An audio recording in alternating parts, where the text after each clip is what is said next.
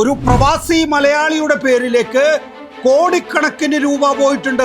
ആ അക്കൗണ്ട് ആരുടേതാണ്? ഇനിയാണ് കോൺഗ്രസ് ഇതുവരെ പുറത്തുവിടാത്ത ഒരു അക്കൗണ്ടിനെ കുറിച്ച് പറയാൻ പോകുന്നത്. പേനയും കടലാസും എടുക്കുക. ശവം തൂക്കുകാരുടെ ഉടായ്പകൾക്ക് അവസാനമില്ല. ധനലക്ഷ്മി ബാങ്കിലാണ് അക്കൗണ്ട് എന്ന് കോൺഗ്രസ് പറയുന്നു. കൃത്യമായിട്ടും ധനലക്ഷ്മി ബാങ്കിന്റെ അക്കൗണ്ടിൽ എത്ര ഫണ്ട് പിരിച്ചിട്ടുണ്ട്?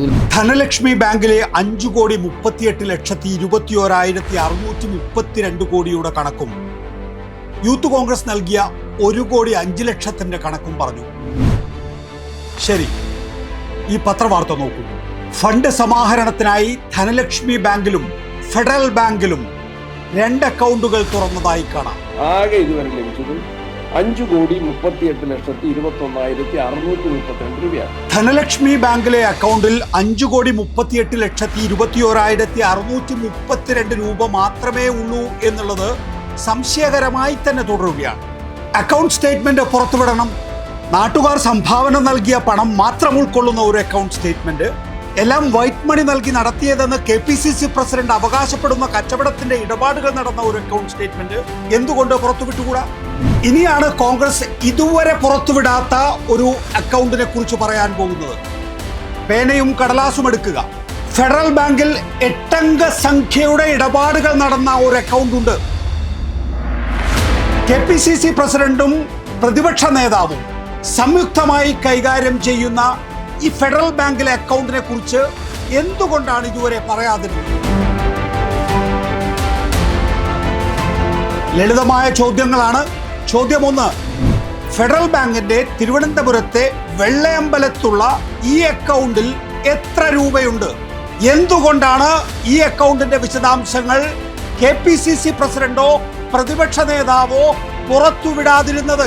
ചോദ്യം 2, ആരുടെയെങ്കിലും അക്കൗണ്ടിലേക്ക് ഈ 2 അക്കൗണ്ടുകളിൽ നിന്നും, ധനലക്ഷ്മി ബാങ്കിന്റെയും ഫെഡറൽ ബാങ്കിന്റെയും അക്കൗണ്ടുകളിൽ നിന്ന് പണം പോയിട്ടുണ്ടോ? 2026 സ്ഥലം രജിസ്റ്റർ ചെയ്തതെങ്കിൽ 2024 തന്നെ ലക്ഷങ്ങൾ ഒരു അക്കൗണ്ടിലേക്ക് പോയിട്ടുണ്ട്. ആ അക്കൗണ്ട് ആരുടേതാണ്? മൂന്നാമത്തെ ചോദ്യം, സ്ഥലം രജിസ്റ്റർ ചെയ്യാൻ എന്ന പേരിൽ ഒരു പ്രവാസി മലയാളിയുടെ പേരിലേക്ക് കോടിക്കണക്കിന് രൂപ പോയിട്ടുണ്ട്.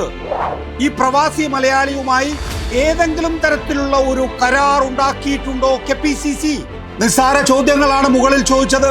ഈ 2 അക്കൗണ്ടുകളുടെയും അക്കൗണ്ട് സ്റ്റേറ്റ്മെന്റ് പുറത്തുവിട്ടാൽ തീരുന്ന പ്രശ്നമേ ഉള്ളൂ. അങ്ങനെ അക്കൗണ്ട് സ്റ്റേറ്റ്മെന്റ് പുറത്തുവിട്ടാൽ നേരത്തെ വലിയ തുകകൾ സംഭാവന ചെയ്തവർ സാമൂഹ്യ മാധ്യമങ്ങളിലിട്ട പോസ്റ്റുകളുണ്ട്. ആ പോസ്റ്റുകളിലെ തുക അക്കൗണ്ടുകളിൽ എത്തിയിട്ടുണ്ടോ എന്ന് അറിയാൻ സാധിക്കുമെന്നുള്ള അപകടമുണ്ട്. അതുകൊണ്ട് അക്കൗണ്ട് സ്റ്റേറ്റ്മെന്റ് പുറത്തുവിടുമോ ഇല്ലയോ എന്ന ചോദ്യത്തിന് എനിക്കുറപ്പുണ്ട്, അക്കൗണ്ട് സ്റ്റേറ്റ്മെന്റ് കോൺഗ്രസുകാർ പുറത്തുവിടാൻ പോകുന്നില്ല. ഇതൊരു വെല്ലുവിളിയാണ്. ഇനിയുണ്ട് പോളിംഗിന് മണിക്കൂറുകൾ. നിങ്ങൾ പുറത്തുവിടാൻ സാധിക്കുമെങ്കിൽ ഇപ്പോൾ പുറത്തുവിടണം. സംഭാവനകൾ കൂമ്പാരമാണ്. കോൺഗ്രസിന്റെ തെരഞ്ഞെടുപ്പ് പരിപാടികൾ ഗംഭീരമായി. പക്ഷെ പാവങ്ങൾക്ക് വീട് മാത്രമില്ല. ശവം തൂക്കുകാർക്ക് എന്ത് വീട്? ഇന്ദിരാ ഗ്യാരണ്ടി എന്ന് പറഞ്ഞ് പുതിയ പറ്റിപ്പിനിറങ്ങിയിരിക്കുകയല്ലേ.